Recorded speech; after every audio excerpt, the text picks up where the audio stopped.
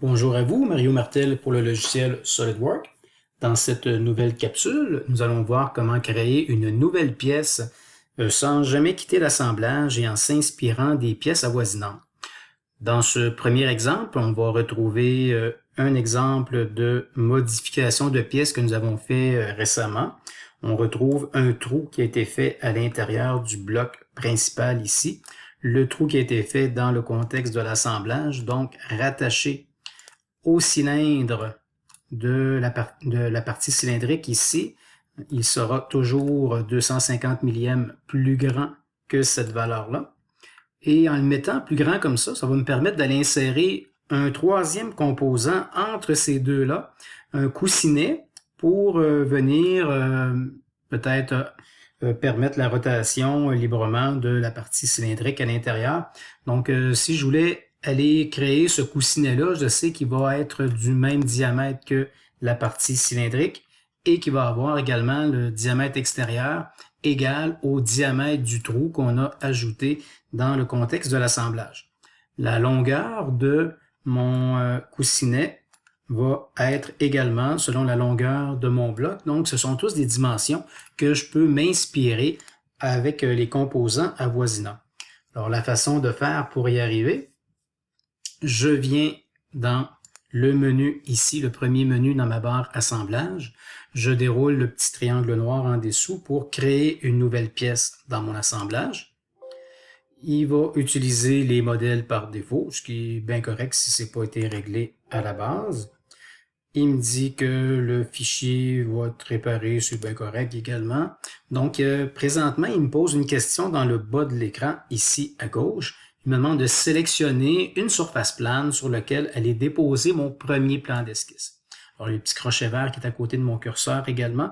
Si je sélectionnais la grande surface plane ici, ça va automatiquement venir créer une nouvelle pièce. Donc, on a vu ici dans l'arbre de création, ça a venu créer une troisième pièce avec un nom temporaire. Et il est embarqué en mode éditer le composant. C'est cette troisième pièce-là qui est en train de se faire modifier ou encore créer.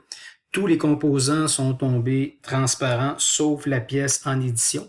Mais comme la pièce en édition, il n'y a encore rien de fait dedans, sauf l'ouverture du plan d'esquisse. On le voit par l'équerre rouge. Donc, lui, il va attendre que je m'en vienne dessiner des cercles que je vais mettre concentriques à mes diamètres et également de valeur égale, mais je pourrais simplement utiliser ces deux diamètres-là, sélectionnons-les plutôt avec le bouton contrôle de mon clavier pour venir les convertir en entités d'esquisse. Alors, j'ai mis les deux diamètres mesure sur mesure pour aller tracer mon coussinet. Il va pouvoir mettre la matière entre ces deux cercles-là. Mon esquisse sur arrêt est déjà complète. Alors, je vais quitter l'esquisse ou encore venir dans ma barre fonction parce qu'on rappelle qu'en mode éditer le composant, nous sommes dans les fonctions de pièces, même si on est toujours dans l'assemblage temporairement. Alors, dans mon menu fonction, je vais aller créer mon bossage extrudé dans la bonne direction. Donc, en cliquant peut-être ce diamètre-là. Et idéalement, on pourrait lui dire, on va arrêter à la surface que je vais t'indiquer dans l'assemblage, donc à la surface qui est ici, pour terminer la longueur de mon extrusion. Donc ici, mon troisième composant est maintenant opaque parce que c'est celui qui est en mode d'édition du composant.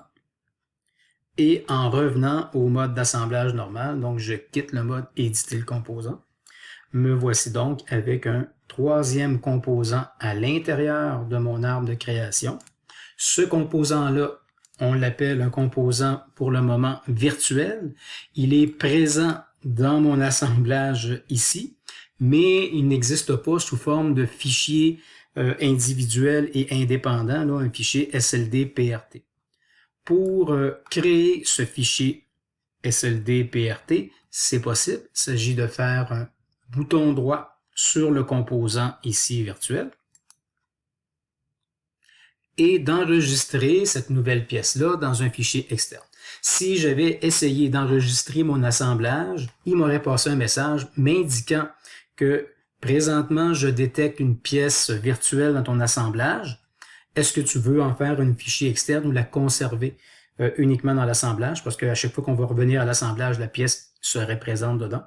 Et si je veux la rendre plutôt comme les autres pièces modélisées pour en faire peut-être éventuellement la mise en plan un jour, alors je fais un bouton droit sur le composant. J'enregistre la pièce dans un fichier externe. La boîte enregistrée sous va apparaître ici. Donc, j'ai besoin d'aller éditer le nom du fichier en cliquant peut-être 2 fois dessus avec un petit intervalle entre les 2 fois et entre les 2 clics. Et ça va me permettre d'embarquer dans le mode édition. Et ce composant-là, on pourrait l'appeler dans la même veine que les autres composants avec son numéro de dessin qui serait la pièce DCA 2003 à ce moment-là. Et ça va aller enregistrer dans mon dossier de mon assemblage un fichier qui va s'appeler DCA 2003.sld.prt. Par défaut, il va m'offrir le même répertoire que l'assemblage. Je peux spécifier un chemin différent pour l'enregistrer dans un autre dossier. Ou encore lui dire simplement, enregistre-le dans le même dossier comme l'assemblage. Ou bien je pourrais lui dire, garde-le à l'interne de mon assemblage sans créer de fichier SLD-PRT. Alors je lui dis OK. Et mon nouveau fichier DCA 2003 va exister effectivement dans le même répertoire que mon assemblage. On va remarquer également que le nouveau composant a changé de nom en l'enregistrant en fichier externe. J'ai toujours le symbole de la flèche pointant vers l'extérieur m'indiquant que ce composant-là, si tu viens l'ouvrir, il n'y a pas de problème, il existe, mais il est en référence externe. Donc, c'est ce que la flèche m'indique. En l'ouvrant, je vais peut-être avoir une pièce qui se situe à côté de mon origine parce que le bloc original, l'origine était située au coin. La référence externe également de mon esquisse. Donc, ces esquisses-là dépendent des arêtes qui se situent dans l'assemblage, d'où ma référence externe.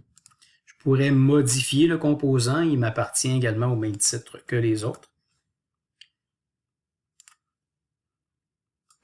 Alors, ce nouveau composant fait maintenant partie intégrante de mes fichiers et dans mon assemblage également.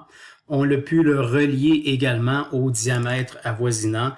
Maintenant, si je modifie mon diamètre de ma partie cylindrique en reconstruction, c'est certain que le diamètre, il est rattaché. Mon trou dans le bloc, il était attaché au diamètre du cylindre à être 0.250 plus grand. Donc, en changeant le diamètre du cylindre, ça a venu changer le diamètre du trou. Et en changeant le diamètre du cylindre, ça a changé les deux diamètres de mon troisième composant du coussinet.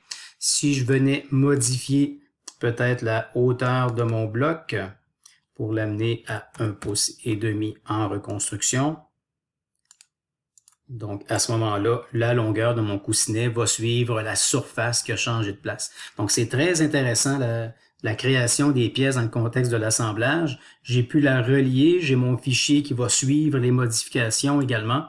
Et on pourrait en ajouter également une pièce qui suit l'autre. Donc, mon cylindre répercute sur le trou du bloc. Le trou du bloc a une influence sur le coussinet et je pourrais ainsi relier plusieurs composants ensemble. Donc, une toute nouvelle façon de concevoir les pièces en créant ces morceaux-là dans l'assemblage. Alors, je vous remercie et bonne modélisation.